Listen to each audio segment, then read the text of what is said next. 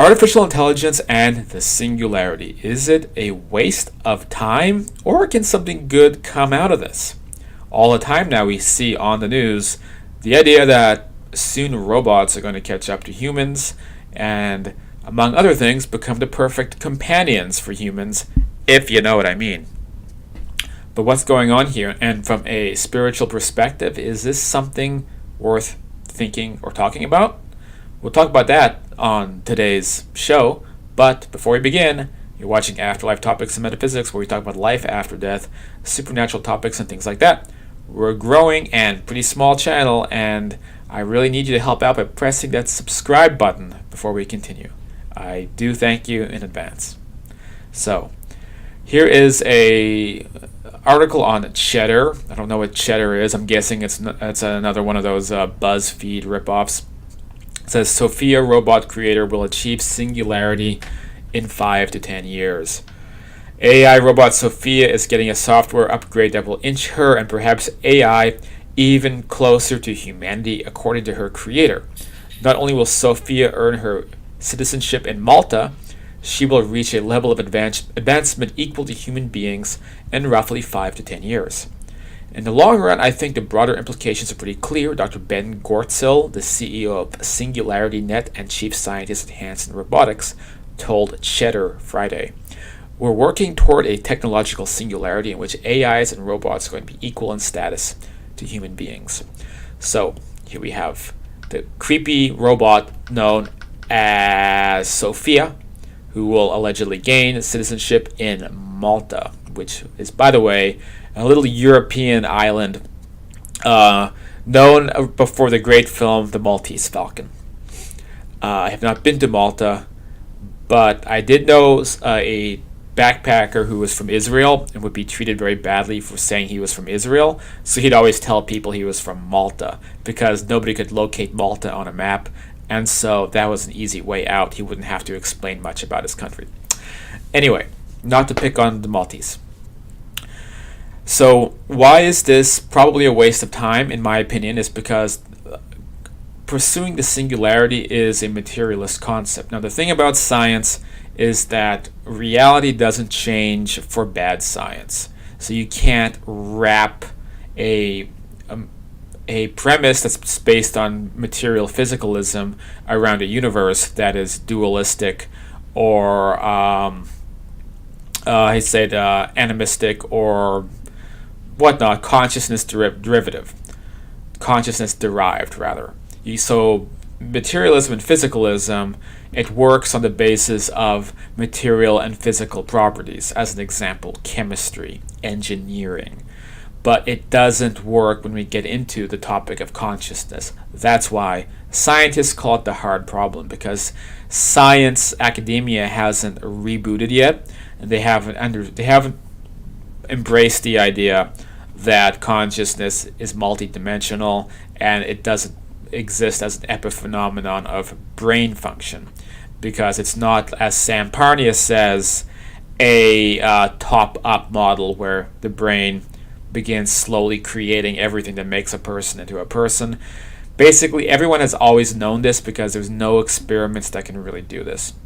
It appears to be a top-down function where stuff from up above is reduced downward, creating consciousness, which makes the task of making a conscious entity from scratch with a, quote, soul basically impossible. There's going to be no way to achieve this, so what you're going to get is a really smart computer.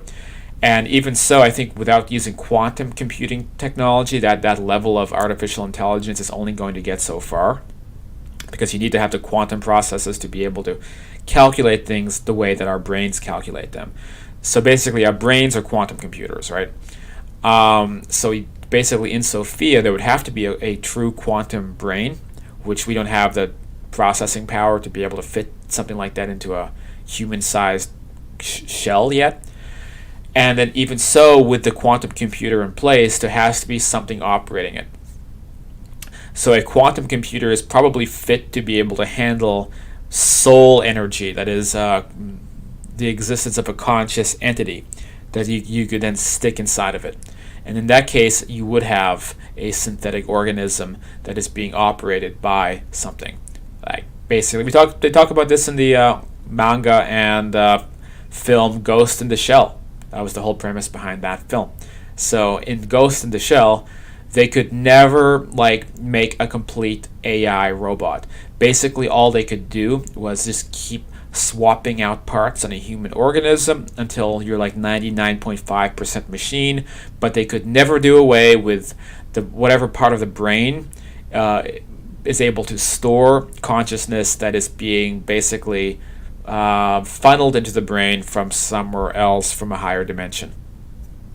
And that was the concept behind Ghost in the Shell, and that is what we'll see in this world, because Sophia will never become a person.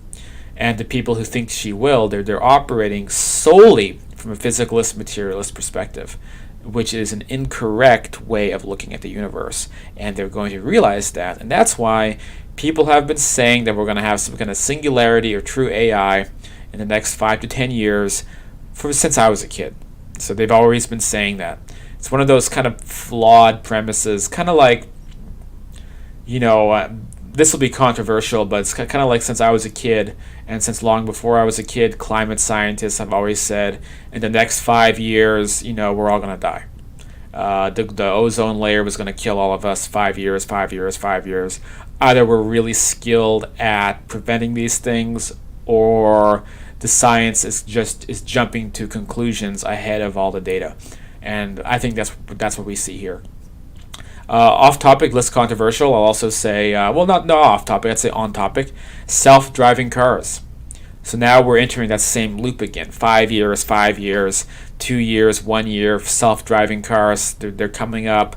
They're made. They're going to hit the highways. What do we see outside right now? We don't see self-driving cars. We see technology that helps us parallel park, but they still have human operators. What I do see is GPS navigation systems messing up on the Ubers I hire and leading us out into the boondocks, because even something as simple as GPS, it seems like AI isn't able to get right. So if AI is making us take weird back roads and go on the freeway and take, make 6 stops we didn't need to, just to get from point A to point B, do we really think there's going to be car-based AI anytime soon? I don't think so. Because again, scientific communities are basically making assumptions and trying to fit models of reality around their own ideas, and it doesn't work that way. So that's my feeling. It doesn't mean that this technology is useless, though. I think we're going to reach a point when there may be something similar to AI, in the sense that, like, if you play a computer game, you can have some pretty darn good NPCs who mimic a lot of our function and are able to operate very well in this, in their video game world. But, they might be able to begin doing that in real life. So you may begin having drones and things that operate on a kind of primordial intelligence level without actually having a conscious entity controlling it. So there might be some weird stuff like that happening. Finally, as for like robot companions, I can't say SCX or YouTube will censor me. As for that concept, again, nothing is going to replace being with a real live human being, but you better believe they're going to start doing it. My opinion about that is good luck making the flesh warm, because unless the flesh is warm, it's going to feel like you're doing it with a corpse, and that is not my idea of a good time. On that note, I'll see you guys on the next video. Please hit subscribe. By the way, those are all the dogs in the house. They love to interrupt my videos. You can check the YouTube description, and you can see the links to the books. You can support this channel and become basically a patron of my work by becoming a student. $30 a month, and we meet twice a week and go way deeper into these topics than what we get on this video page, and helps keep me going with the books, the videos, and the forum management and all that kind of stuff. I will see you guys on the next video.